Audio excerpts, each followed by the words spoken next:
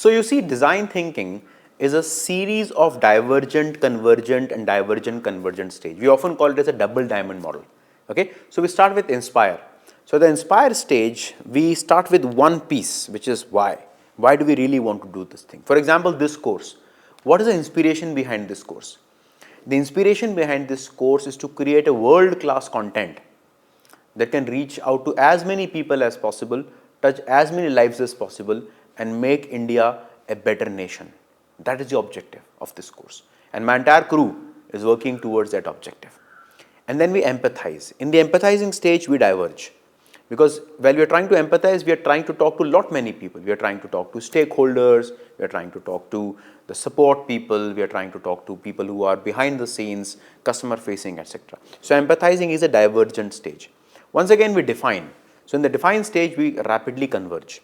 Because as I said before, while the customer can throw any kind of problem at you, you have to define which is the problem which is worth solving and to what extent you want to solve the problem. Once again, when you are ideating, you are diverging.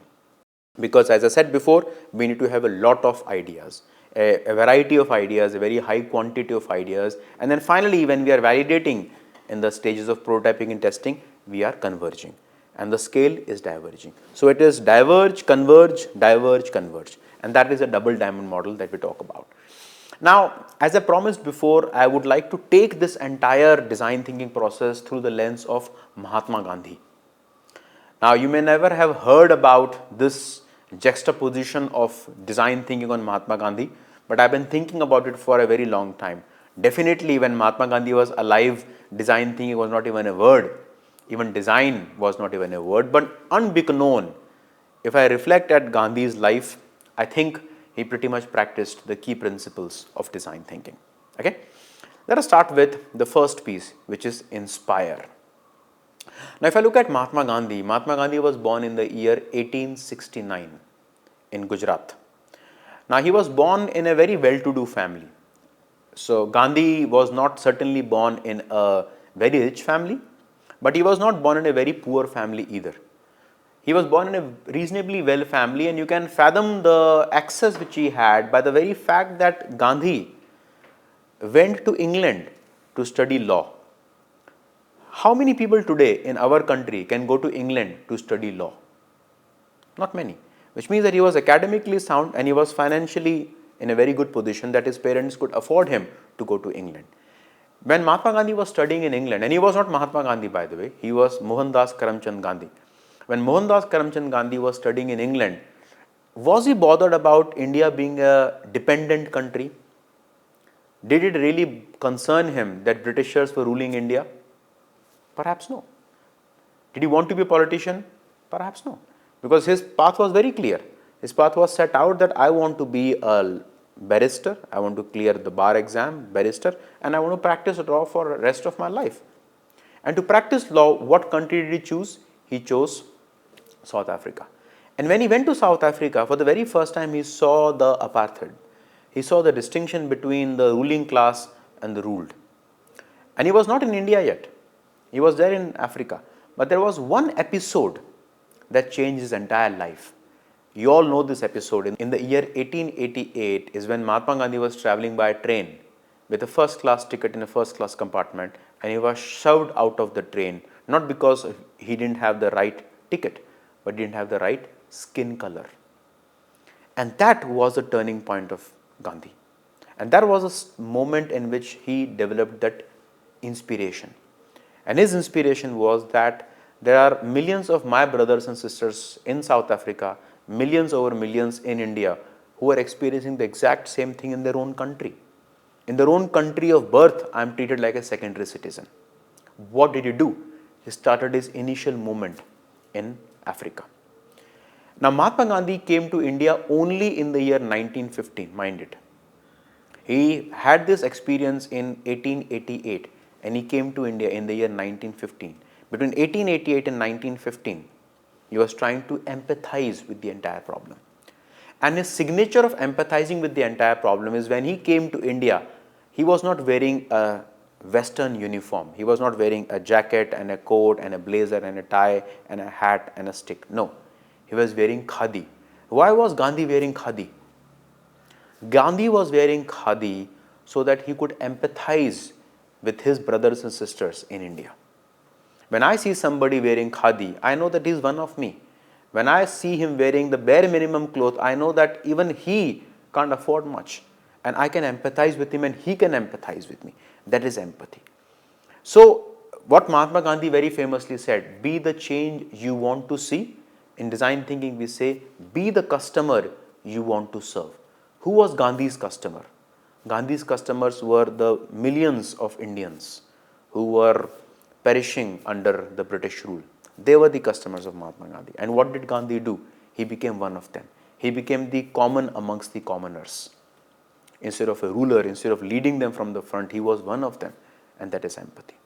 And the defining moment of Gandhi was that he defined that there are so many parallel ways of independence happening in India. In the 1857 mutiny, we had the forceful plan of getting India rid of Britishers.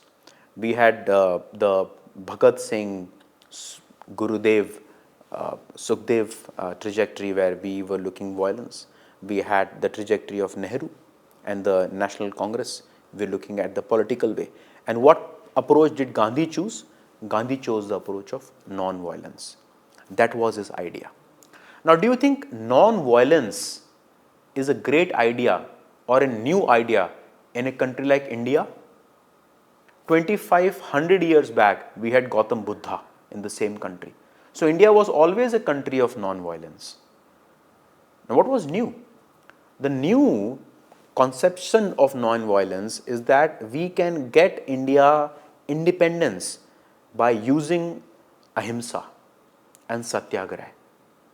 The ahimsa and satyagraha's combination was completely new to the Indians who were really frustrated with this rule, which was in its 100th year by then.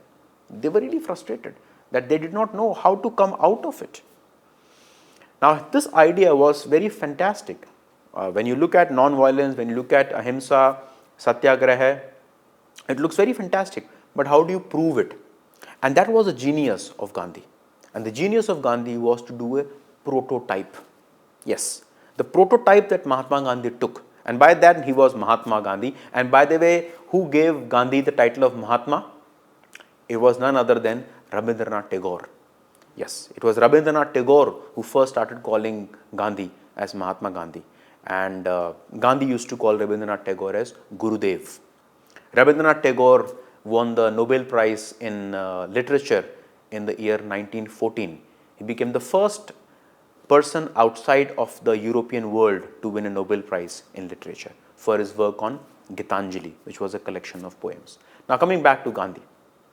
The seminal movement of Mahatma Gandhi was the Dandi March. He took a very simple case study, and the case study was salt. Salt is made in India using Indian sun, Indian water, Indian labor, Indian ocean. It was actually Arabian Sea. Why do we have to pay tax?